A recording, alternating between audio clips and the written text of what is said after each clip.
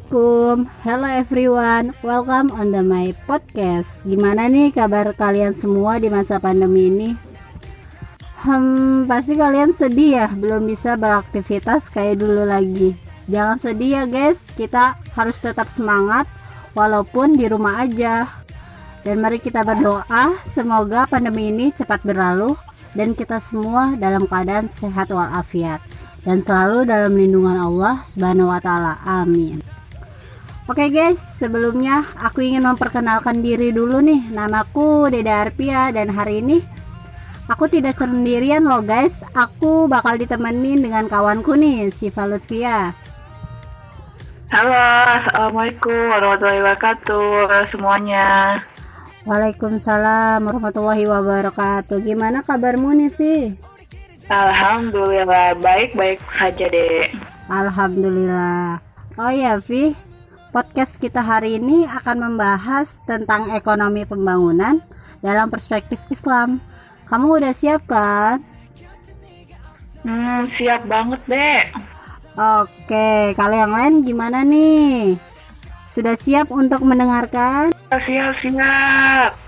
Oke, teman-teman. Sebelum kita bahas tentang pembangunan dalam perspektif Islam ini, kita harus tahu dulu nih arti ekonomi pembangunan konvensional. Jadi, ekonomi pembangunan konvensional ini ditunjukkan untuk meningkatkan taraf hidup penduduk di negara-negara yang sedang berkembang dengan memecahkan masalah-masalah utamanya. Terus masalah-masalah utamanya itu seperti apa sih, Dek? Nah, untuk masalah-masalah utamanya ini, Vi, seperti adanya kemiskinan, pengangguran, dan juga pemerataan. Gitu ya, Dek. Arti pembangunan konvensional itu.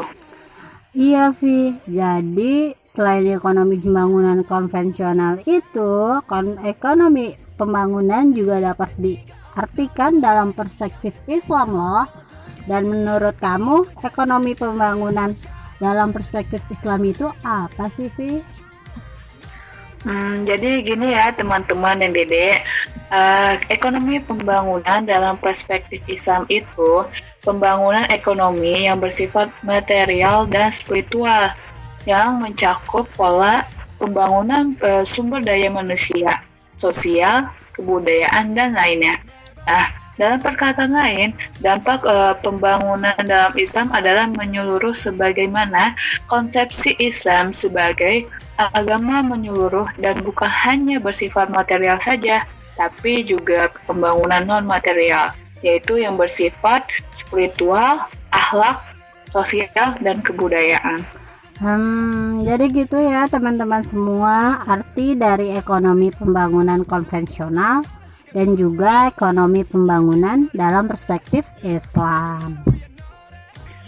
Oh iya deh, nih aku mau nanya, dalam pembangunan ekonomi itu kan terdapat kebijakan utama, yaitu dalam pembangunan ekonomi Islam ya. Nah, kebijakan utama dan pembangunan ekonomi Islam itu ada berapa sih Dek dan apa aja? Nah, jadi gini ya Vi dan teman-teman semua, kebijakan utama dalam pembangunan ekonomi Islam itu ada 5. Yang pertama, konsep pembangunan berlandaskan tauhid, khalifah, dan juga tazkiyah. Yang kedua, aspek pembangunan meliputi fisik dan moral spiritual. Yang ketiga, fokus utama pembangunan adalah manusia sebagai subjek dan objek pembangunan guna mencapai kesejahteraan. Yang keempat, fungsi dan peran negara. Dan yang terakhir nih, kelima, skala waktu pembangunan meliputi dunia dan juga akhirat. Oh, jadi konsep pembangunan berlandaskan tazkiyah itu maksudnya kayak gimana ya, Dek? Nah, maksudnya konsep pembangunan berlandaskan tazkiyah ini yaitu mendorong bahwa fokus pembangunan tidak hanya diarahkan pada hal-hal yang bersifat fisik material semata, melainkan juga dikaitkan dengan aspek moral spiritual. Jadi gitu ya, Dek. Konsep pembangunan berlandaskan tazkiyah itu tidak hanya yang bersifat material saja, tetapi juga dikaitkan dengan aspek moral spiritualnya. Iya Vi, jadi gitu ya teman-teman semua, arti dari konsep pembangunan yang berlandaskan tazkiyah ini. Nah Vi, sekarang aku mau tanya nih, dalam ekonomi pembangunan secara perspektif Islam itu kan mempunyai karakteristik ya. Nah, karakteristiknya itu apa saja sih Vi?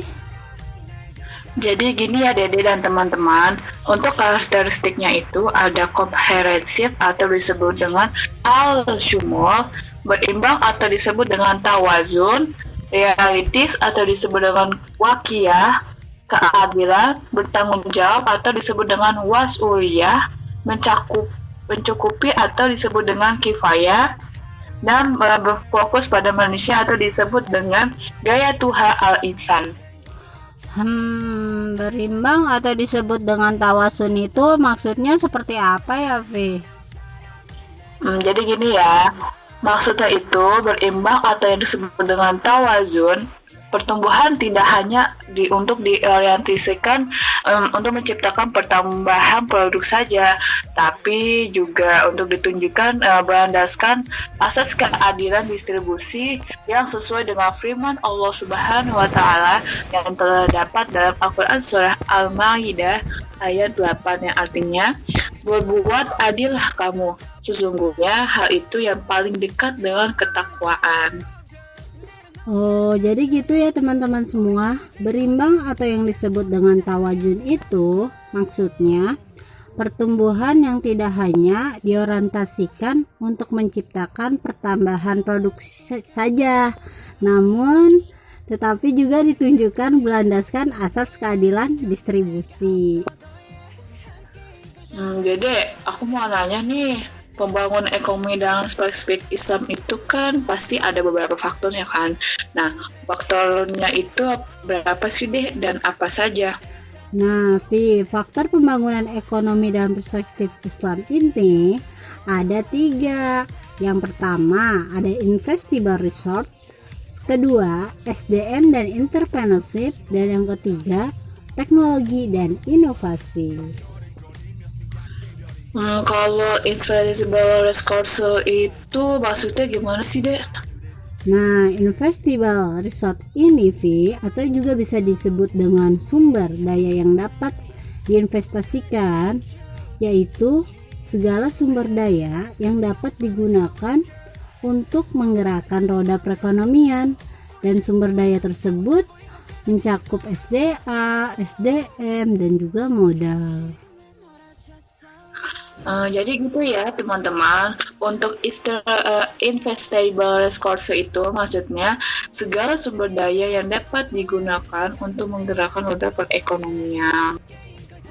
Oh iya Vi, nggak terasa nih sudah di penghujung podcast kita kali ini. Semoga podcast kita hari ini dapat menambah wawasan teman-teman semua dalam memahami ekonomi pembangunan dalam perspektif Islam.